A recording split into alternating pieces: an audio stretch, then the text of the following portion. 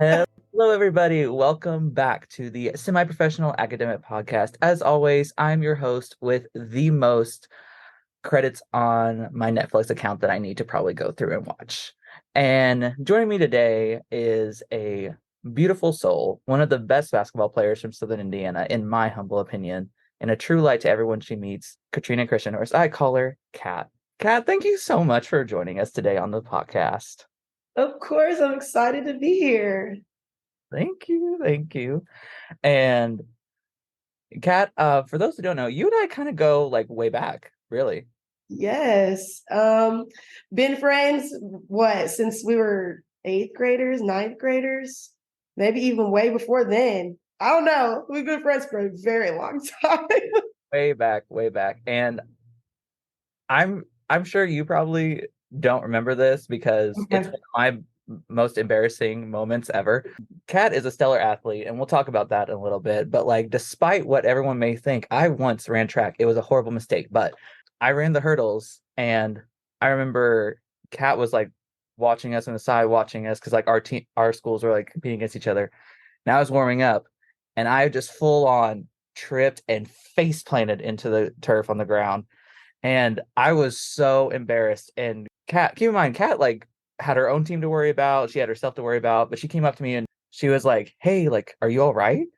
And I was like, "I'm so embarrassed." She goes, "These people trip all the time. No one's gonna notice. Just go out there and win the race."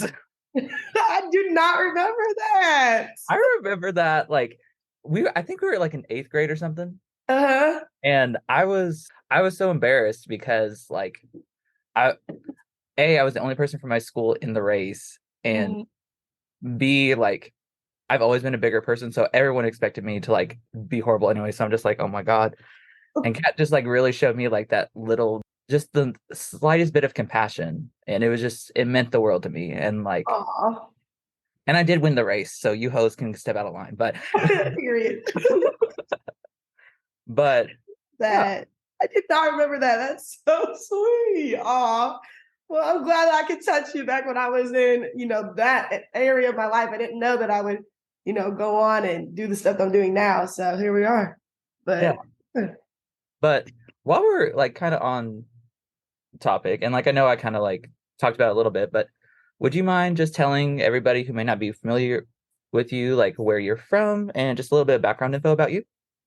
okay, yes. So I'm from Crothersville, Indiana, which is like 5 minutes up the road, down the road from Jacob. And we basically, I grew up with a predominantly white family, predominantly white town. But I was one heck of an athlete when I was in Crothersville. I went on, started playing basketball when I was 6, went on to win like conference player of the year, top 60 athlete in Indiana. I like broke records at Crothersville. I also broke records in track. I was also a volleyball player and I was a cheerleader at some point. I didn't go through the whole 4 years, but 2 years. And yeah, I made a lot of good friends out there. But ultimately I moved on and I went to play college basketball. So I can talk about that later, but that's a little bit about my background. So Kat just very humbly said, I ran that school, like on my back. Ah, I had support. I had people behind me that helped me be the best version of myself. So it wasn't just me. I had an army. So Yeah. And I'm just gonna brag on like Kat a little bit because, and Kat, correct me if I'm wrong, but weren't you part of the Cartersville girls basketball team's first sectional champions team? yes, I was a part of that. Yes. That was a huge accomplishment in my life that I probably will never forget about. Yeah, I just remember the one time we were, I think it was the second round of sectional, and we played Trinity, and it looked like we were going to lose, and we were down 2, and I just took the ball coast to coast and scored a layup, and then we went into overtime, and basically then we whooped on them, and then I said, we're not losing this game. And then we went on to play West Washington and then ended up beating them by 3. So yeah, that was a huge moment in my life. And my grandfather, who was then still here with us, super proud. I owe a lot to him, probably more now that he's died than I did when he was alive. So yeah. Yeah. And like obviously like I don't want to like focus it all on basketball because obviously Okay. you and I both know we are transcend that. Just kind of like want to like highlighted that like just the amount of success you've had at an early age and continue to have. Mhm. And Yeah. Did you want me to answer that, or are you going to continue? Sorry. well, I was going to build into another question, but if you have Yeah, go something ahead. No, no, no. I want you to go ahead and answer or ask me the question. Sorry, so I can answer you. for those of you who don't know, this is how me and Kat's conversation always are. Like we're always like, no, no, you go, no, you go, you No, go. literally. Well, okay. You go. But so but like and kind of like we always knew like of each other, but I really think like we like started to get closer um when we actually started college together. Because for those of you who don't know, I went to Austin, Kat went to Kozo, kind of talked about that, but there was this early college initiative program that we called the Academy, where um we got to take classes through like I a local, not local, but like Indiana-based community college, and from that we were able to earn college credits. And Kat and I actually both graduated with associate's degrees before we graduated high school. No, literally. I owe a lot of my success to you and a lot of people who helped me get through that, because I was in basketball season, I was an athlete. And so, yeah, I owe a lot of my success to get that degree because of the group that we had at Austin, too. Just me talking to Skylar, talking to you, Cammie, being able to just be around y'all and making sure that I was getting my stuff done and helping each other. Yeah, that was really when we really became friends for sure. Yeah, I tell everyone like there's no closer bonding tool than a whole class that goes through like a course knowing that they are screwed. Literally traumatizing. Mhm. I won't mention her name, but like we both know a specific computer science. Microcomputers. Yeah. I'll never forget that. Okay, so we had this, and I'll say this: we had a certain professor who, Mhm. let's just say, the vibrations were low. Yes, very low. Yes. Mhm, Mm, mhm. that woman. She almost made me fail her class. I'm like, you do realize I'm a high school student. This is my, first time ever doing stuff like this, right? Not like our first semester in the program too. Yes, yes. And I was like, oh no, I want to drop out right now. I'm not doing this. Yeah. Because keep in mind, like we were learning like how to do Excel. how to, yeah, and then we also had to do like iMovie at one point. Do you remember that? Yes, yes. And I was just like, oh my gosh, this is just not what I was expecting. It was always something.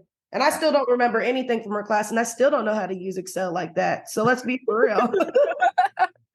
No, for real. Because like literally, I was like, I got through this class. I was like, oh, I'm gonna remember all this. I'm gonna do this. Uh, Then I get to like my undergraduate station. I was like, how does a computer work? literally, literally. But Yeah. and I like bring all that up because I mean, Kat, it was very clear to you that like while like you had like your friends, you had your family, you had your athletics, but it was also very evident that academics cared a lot, like mattered a lot to you at the point too. I mean, like obviously like it was a facet of your life, but you obviously cared about doing well and actually learning and like, getting the degrees, getting the diplomas, and kind of like giving yourself more opportunities. Can like Mhm. talk like a little bit about that and like why you decided to like do this, what I would call a vigorous program at like 16 years old. So my mom and my dad, and my grandparents, really my family, were huge on academics. My mom, she never went to school, but granted, she did have me. But she is a very successful nurse now. But my dad, he went to technical school. He has a very successful mechanic business. It never was, a family full of college people. Like we never had college graduates other than my grandmother, who's my dad's mom. And she was really a huge help during when we were in early college. But they always drilled into me that my academics have to come first. And I was a pretty good student, not as great as I wanted to be because I kind of slacked my freshman year when I was in high school. But as I grew on, I was like, I still realized that, all you have to do is just apply yourself. It's not about necessarily how smart you are. It's about applying yourself and being willing to learn something that you might not be interested in, but might become interested in if you just give it a chance. And so when I went to early college, the early college program, I just kind of like gave myself a chance, even though it was super hard. I didn't have the greatest GPA, I won't lie. But at the same time, they were like, well, if you get this GPA in this, it'll go up a letter grade. So I was like, you know what, I'm just gonna, but that ended up hurting me a little bit when I did go into freshman year. I think I had like a maybe straddling a 3.0 GPA in college, maybe a little lower. So I wasn't used to having like in the 2.9s and stuff like that. So I really, at a young age, I wanted to be successful at everything, even if there was a chance of failure, especially in academics. Like there's a huge margin of error for academics. Let's be honest. Like you could go into something thinking you know all the right answers, and then boom, you're done. So you could fail a test, and outside of just being an athlete, a lot of my life has been being an athlete, helping other athletes.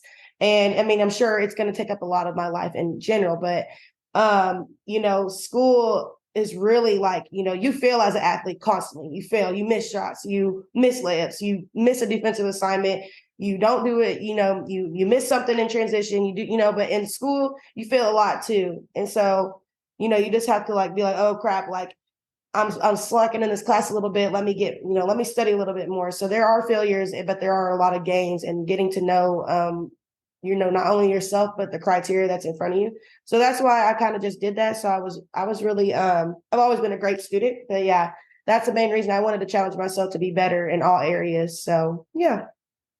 Nice, nice. And like I love that this is gonna sound really weird, but like I love like how you are just so open with the fact that like, not everything's gonna go as perfectly as you planned. And I feel like a lot of times, like not just in academia, not just in athletics, but like in life, like we get so focused on, oh, I'm gonna go to point A to point B to point C to point D to point E. And then like when life happens, like it throws a slight bit off curve and we're like spiraling out of control, just kind of being like, I'm going to try this. It may not work, but then I'm going to take it. I'm going to adjust. And I feel like that you and I, of all people, like really know what that's like. Cause like for me, for example, I went into early college and then I was like, oh, I'm going to go to like this school. I'm going to become a doctor. I'm going to become a surgeon.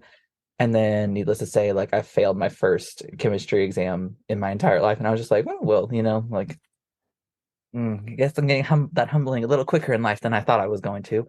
Mhm. Um, but and like I'm grateful for it because then I realized like I really love biology, and like now I'm in my master's, and yeah, this will air by then, and I also am going to go get my PhD in it. So I'm just kind of like into that, like, and your philosophy of life is go into it with your full like open mind or openness to it, and then find out like what you're passionate about and what you like, and you might end up working. And I know for you, like that's seems to be working out right now. I mean, like you're killing it.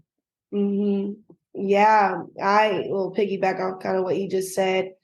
Um, I know you talked about like in life, like just outside of just like school.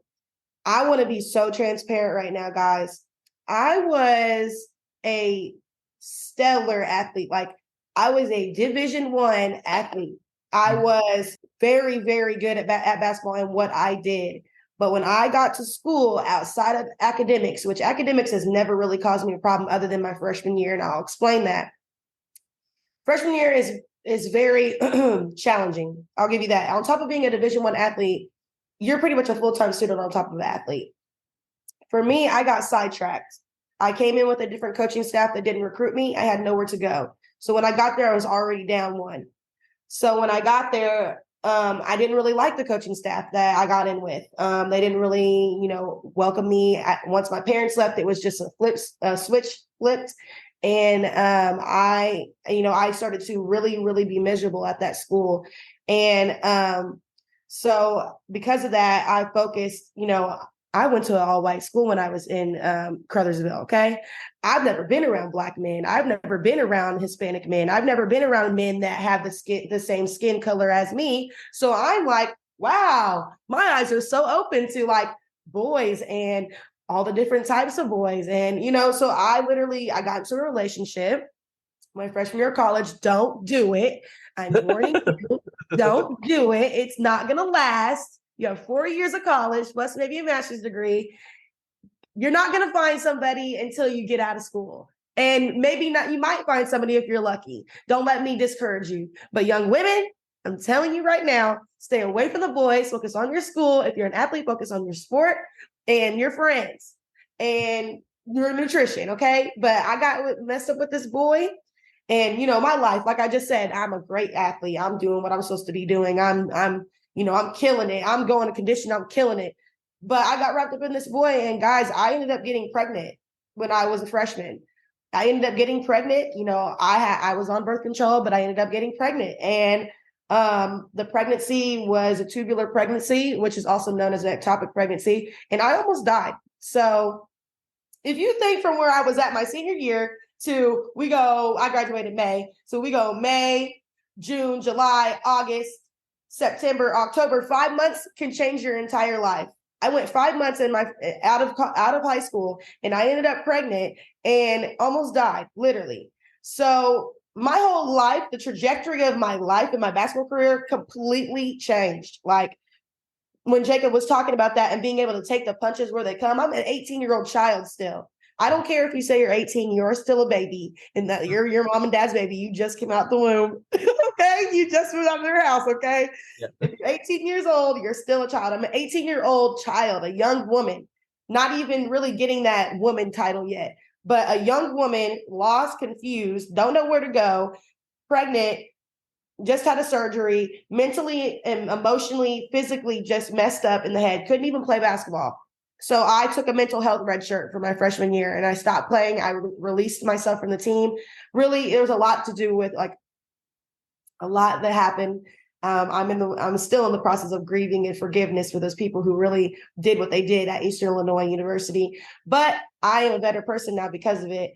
But I will tell you, your focus and where you're at, like when he talked about the life will punch you in the face, like there has been so many times in my life that I've been knocked down bad. Like my testimony as a young woman and as a scholar and all these things that have happened, like y'all, I withdrawed from a class. I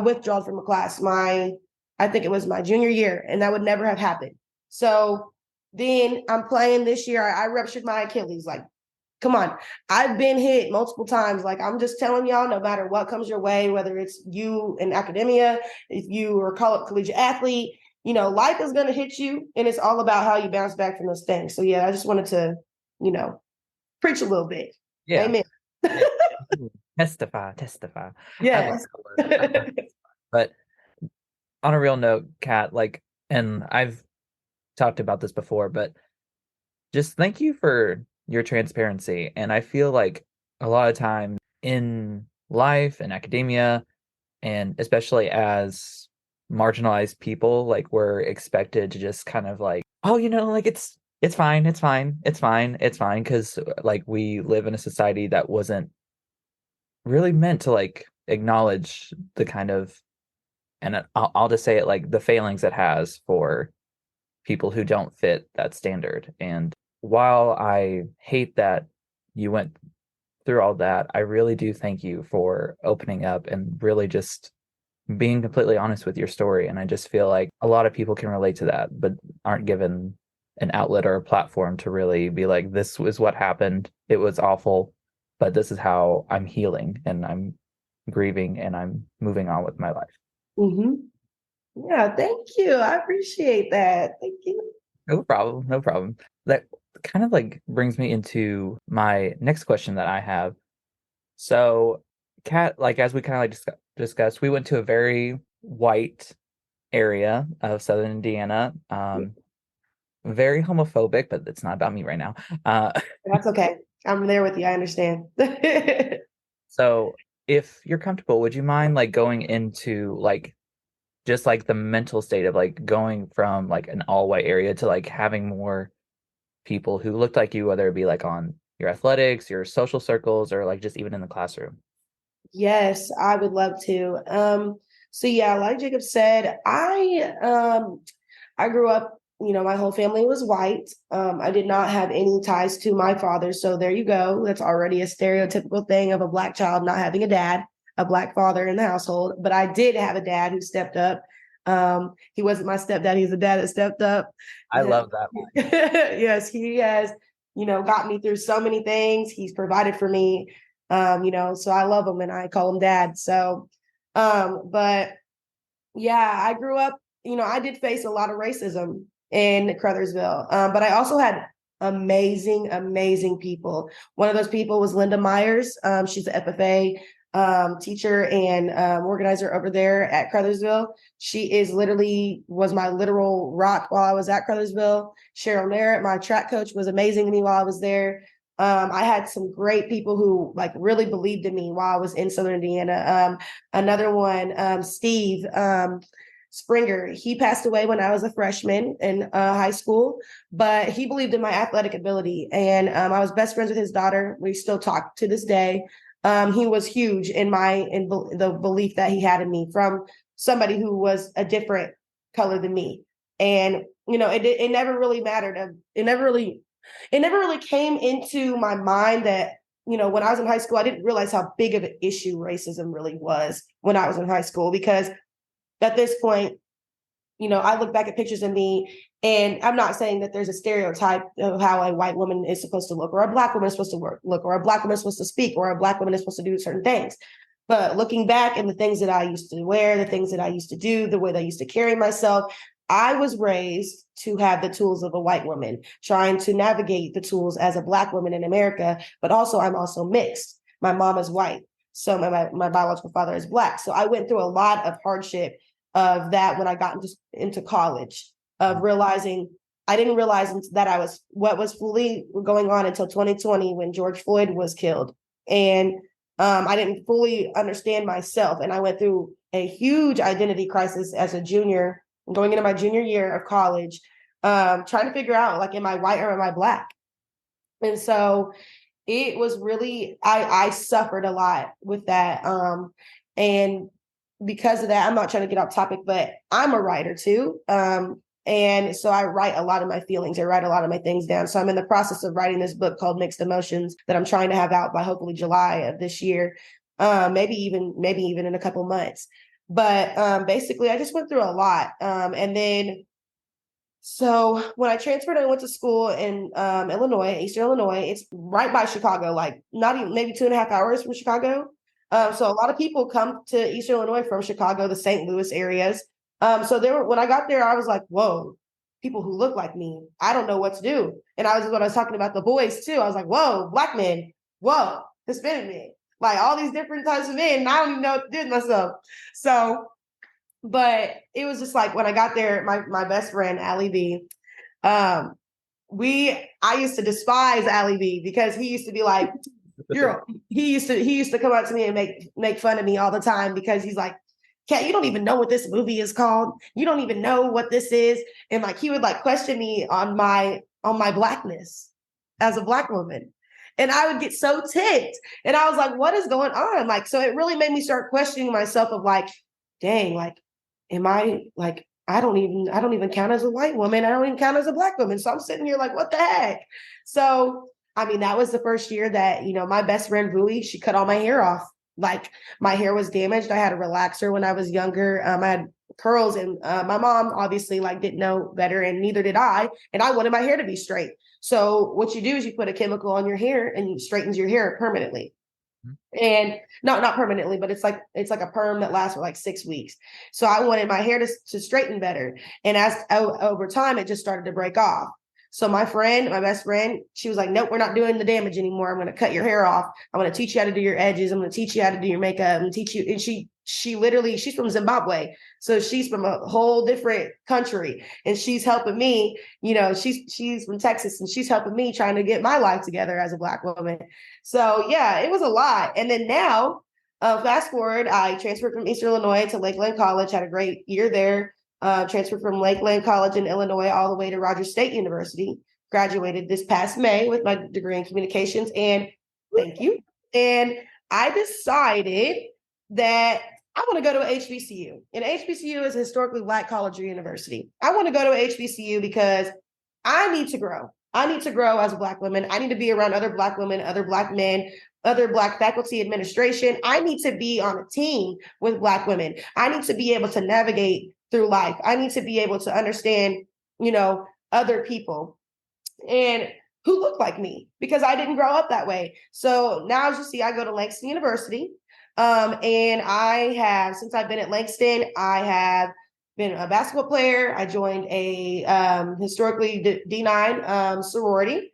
Historically, thank you. It's called Sigma Gamma Rho Sorority Incorporated. Thank you. It's all my sorors out there. Okay. And yes, so I joined that. I've been involved in Fellowship of Christian Athletes. I do the social media for that. I do our social media for the LU women's basketball. I do my own personal social media, and then I run my new business called Scars by Cat. I would have never been where I was at right now to where I went viral for rupturing my Achilles and basically gaining. I think I have 10.7K followers right now. That's where I wanted to be. I wanted to be there by May. I got there in December. So I would have never been where I was at now if I didn't get around the people that looked like me and believed in me and told me, Kat, you can do this. Because a lot of times when we were just talking about, I walked in a lot of fear. Like I walked in fear of what if it doesn't work out? What if, what so many bad things that happened to me? What if something bad happens again? But at the same time, you have to weigh the risk of the 50-50. And so it's either 50% I'm going to fail or 50% this is going to work out. And this is going to be amazing. So I went to HBCU. I took a chance on it and I love it. And I would not change that for anything. So from your question of you asking me the things I kind of went through to where I'm at now, I go to historically Black college or university. But that doesn't mean that I don't still have people of all different backgrounds, colors, races. It doesn't matter to me who you are, as long as you're a genuine, authentic person that I can build with, like as a friend, a network, anything like that. There's nothing different. But I've learned a lot since, being around my people. So yeah, totally. And thank you for that. Like that's really cool. I obviously like it's not the same, but I'm going to talk about a little bit about myself because yeah, please. But growing up like where we did, I knew from a very young age that I was a queer person. And like I was one of those like in church every Sunday, junior deacon, help out with Sunday school, like very involved. And I really didn't realize how much homophobia like indirectly I faced because I was in the closet because and very similar to you, I didn't realize how much of a problem that was until like I went to college and I was like, wow, like I really am fucked up a little bit. And not in the exact same way, but like being able to be around other queer people, like share our stories, like get involved in like queer culture, queer history, and like kind of like be embraced in that. Like it's promoted a lot of healing in a lot of ways that I didn't realize. And I'm sure like you can kind of relate, like and similar to you, it doesn't matter to me like if you're bi, gay, pan, straight, ace, whatever, or like whatever background you have, as long as like you said, like you're authentic, you're genuine, I can grow with you, I can be safe with you. It really doesn't matter, but there is something being said like to people who get the specific challenges you face. So as someone who knows how healing that is, I'm very glad that you've been able to find that. Yes, I'm happy for you too, because it's that small town mindset. I always encourage everybody to get out of that small town. People are going to see with their blinders and what they want to see. If it doesn't affect them, it's not going to bother them. It's not going to stop their daily routine. It's not going to stop them if they're not if they're not gay, if they're not straight, or if they're Black, if they're white, if you're different. It doesn't matter. They don't see it, and it's not gonna. Some people do though. There are some great people in some small towns, but I will say you just got to get out of that that small town and get those blinders off, because once you do, then you realize, wow, there's other people that actually understand me. And wow, it just broadens your whole horizon and view of like how the world really works, because people have their own reality of how their reality works. And once I moved out of there, I was like, wow, this is actually how the real world is. So Yeah, yeah, I'm right there with you. for real, for real. And I say all this, and Kat, I assume you agree on here. There's a lot of things that like I love, like being from a small town. Like there's definitely a lot of positives, but to kind of echo and essentially just copy paste what Kat said, just I think everyone owes it to themselves to see what the world has to offer in what other capacity it look like. And you may be like, you know what, I've seen it all. I really just prefer a small town. That's totally fine. But I encourage everyone, don't limit yourself, because if I limited myself, like I would still be in the closet, I'd be miserable, I'd be crying myself to sleep. But that's not my interview right now, it's Kat's. So Kat, there's a question I want to ask you, but before we get into that, let's take a little break.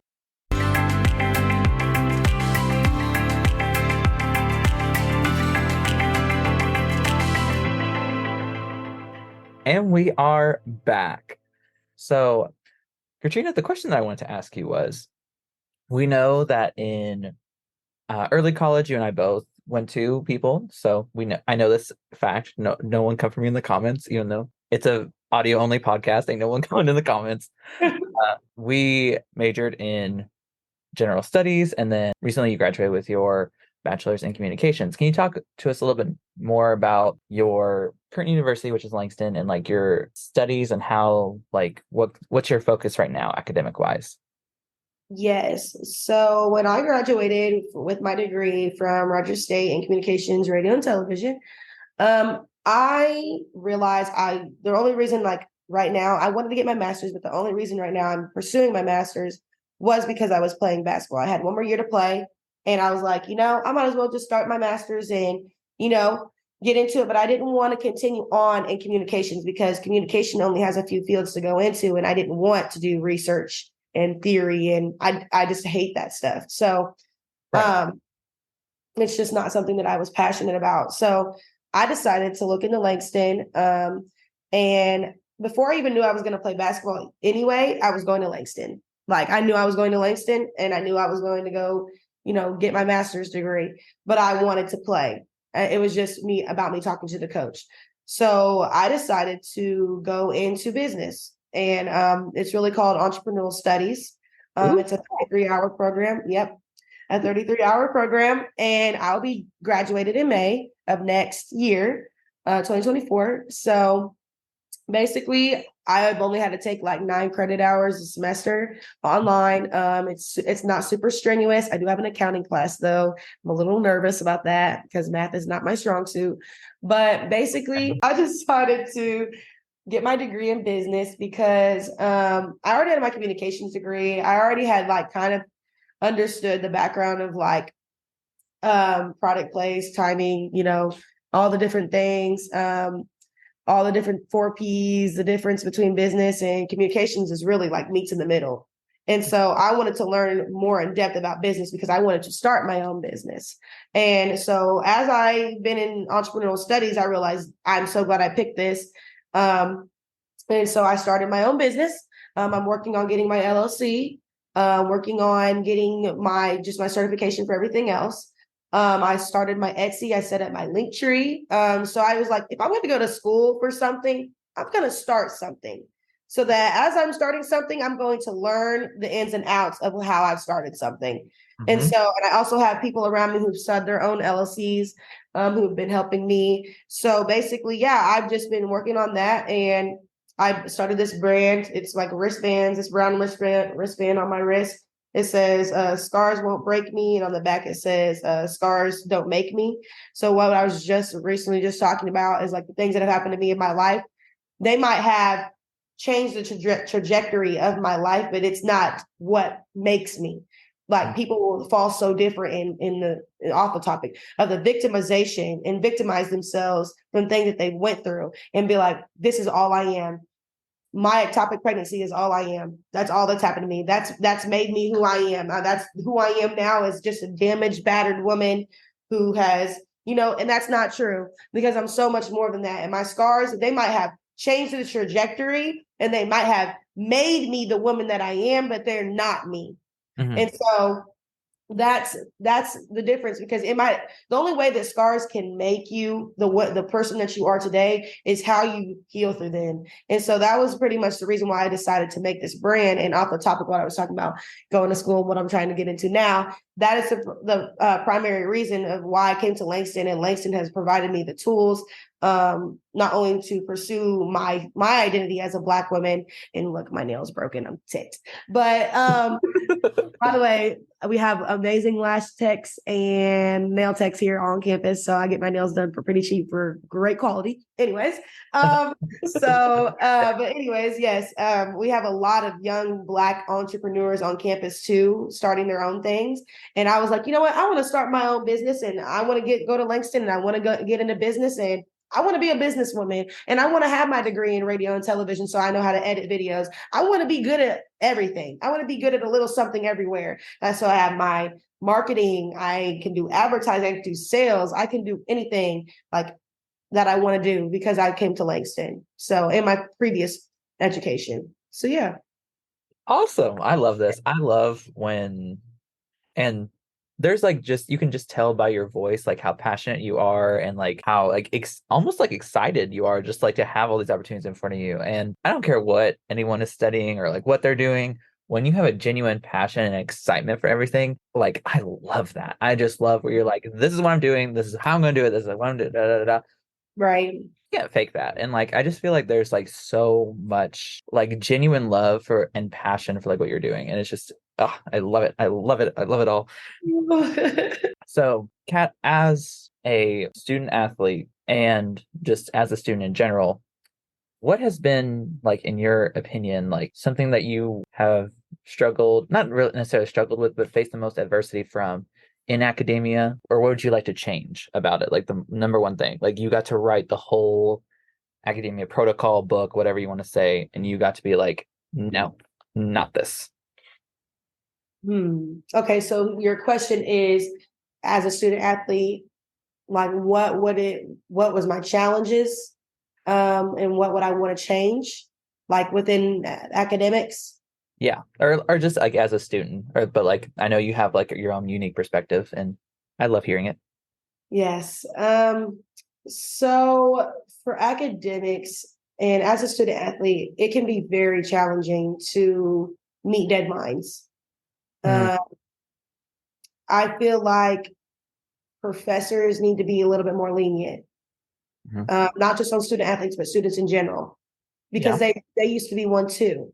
Mhm. Just a little bit more lenient. However, I do believe that due dates are put in place because of the fact that there's going to be due dates in life, that we just have to make the due date, or you will get fired, or it teaches us things. It teaches us things to be better as human beings and punctual and things like that.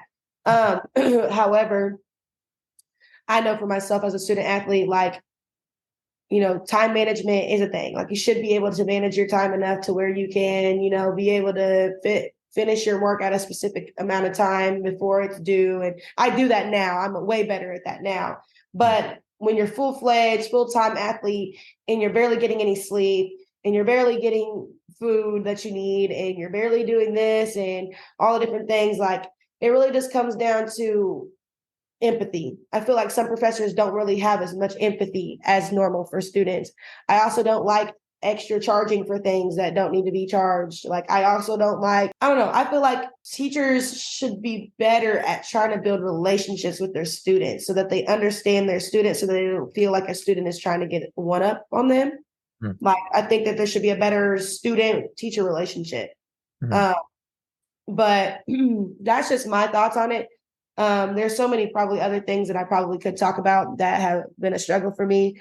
But sometimes, like, I was struggling with mental health bad. And I know there's a lot of freshmen. I know there's a lot of people who are just trying to find their way. Mhm. Uh, I was struggling with mental health horribly, terribly bad. And I had this one professor named AJ Walsh at Eastern Illinois. I don't know if she's still there now, but I took a graphic design class with her. And I'll never forget her. Like, I'll never forget her or the things she did for me while I was there. But she was my confidant. She literally helped me through so many things that I didn't even realize. She helped me find a counselor. She helped me, like, she believed in me. And at the time I was, released from the basketball team. I was bawling my eyes out. I didn't want to do any of the work that she had set up. I didn't want, I was so behind in her class, but I was so passionate about her class. I was excited for it. But things were happening and I was still suffering mentally from the pregnancy that I was struggling hard in school, like very hard. Like, I mean, there was a nutrition class that I took that I just started to take online. And the only time that I showed up for it was for the final exam. And I ended up getting like a B plus on it. But I stopped going to her class because the teacher was pregnant. And it was hard for me to look at that. And so she helped me. She gave me time. And helped me out and was like, if you need an extension, Kat, just let me know. AJ Walsh, she gave me literally time. She helped me be a better student, and was like, I have so much empathy for her and for you. And basically that she loved me so much to give me that time. I ended up getting an A in the class and exceeding her expectations on what she needed, because a professor had empathy for me and gave me that amount of time to be like, you know what, mental health is a thing.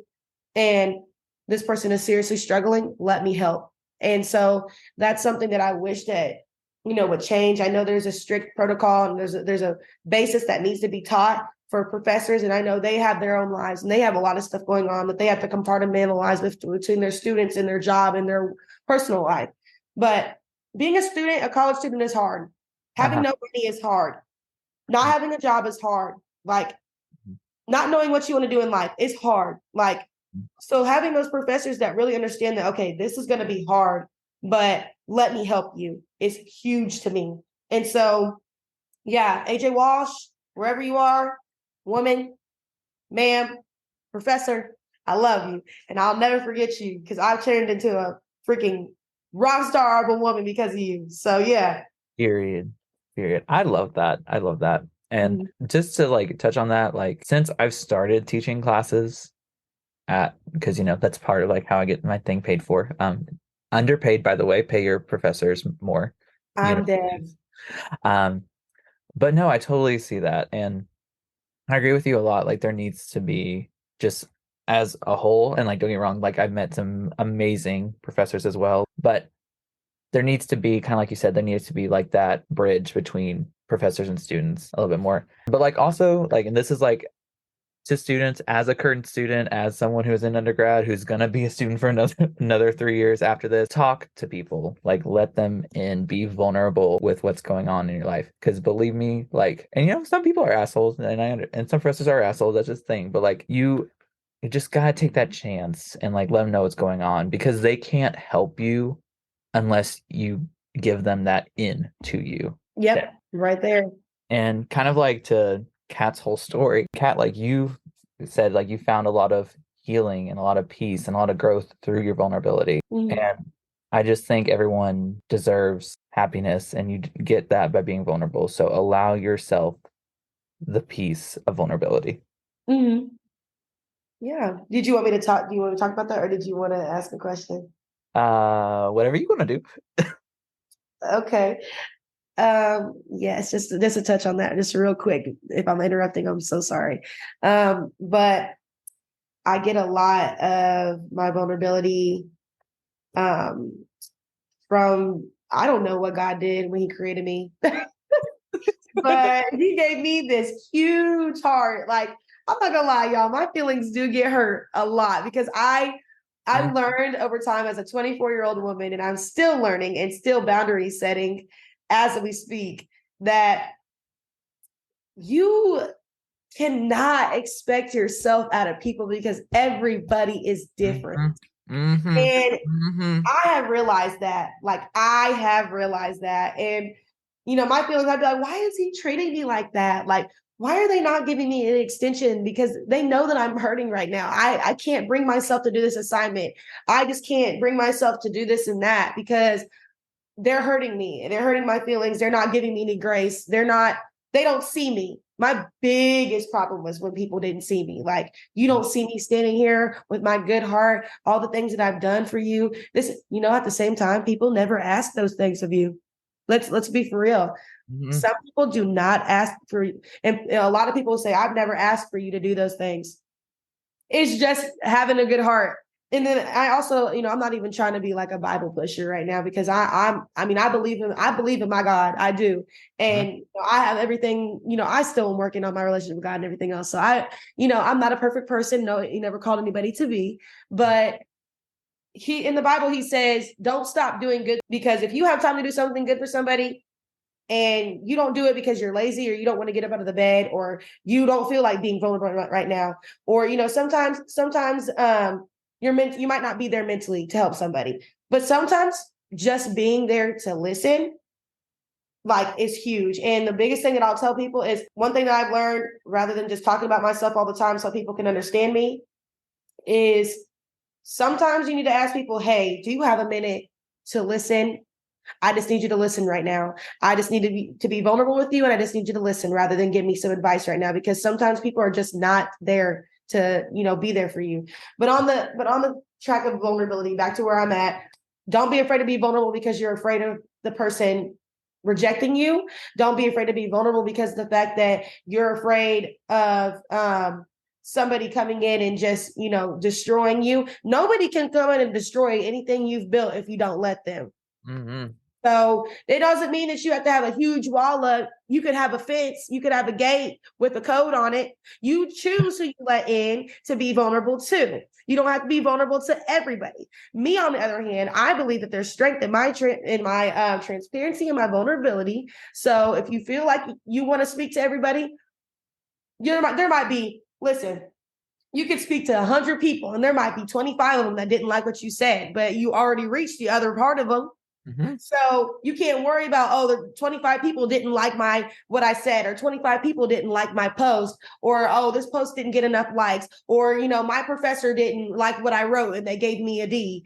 Well, you liked what you wrote and you thought it was the best of your ability. You can't blame yourself for the fact that somebody else judged your work based on it wasn't good enough, because at the end of the day, a paper, a study, all that stuff, it doesn't define you, you define you. So yes, I just preached for a little bit, but yeah, just a little bit. Vulnerability and transparency is huge in my life. I need vulnerable, transparent, honest, open, loyal people in my life. And I expect that out of Jacob. I'm going to expect that out of the people who are trying to be my friend or call me friend, need to be able to be on that phone. Okay, if I call you and I'm ready, you better be there to listen to me talk about the same situation over and over.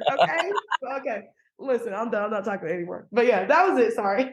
I don't apologize. I loved that. And girl, the gate with the code on it, I was dead. I laughed. I had to go off. I had to mute myself for like a solid 30 seconds. I loved that so much. But I just bring it all together, because like, yes, of course. I have my thoughts. You guys can't see me, but like, I'm waving my hands around. This is a audio podcast only for a reason. But that's so, like, all of that's so true. So true. But one thing that I really like love is you can't expect yourself out of everyone else. Because I was right there. We've talked about this multiple times off camera. I would get so upset when like my friends be like, oh my gosh, I'm always the one reaching out. Oh my gosh, I'm the one like always making plans. I'm the one doing this. Like, no one asked this of me. It's just from like, oh my gosh, I love this person, I'm gonna go see them. Or oh, like, I'm like thinking of this person, like, oh, I'm checking, like, this person's like been like really quiet like these last couple days in class, I'm gonna go check on them. No one asks that of you. And so like when you kind of like realize like no one's doing this for you, like you get in your feelings. I'm funny, and like no one will ever see it, but I get upset sometimes, and like I get in my feelings, but you'll never see it.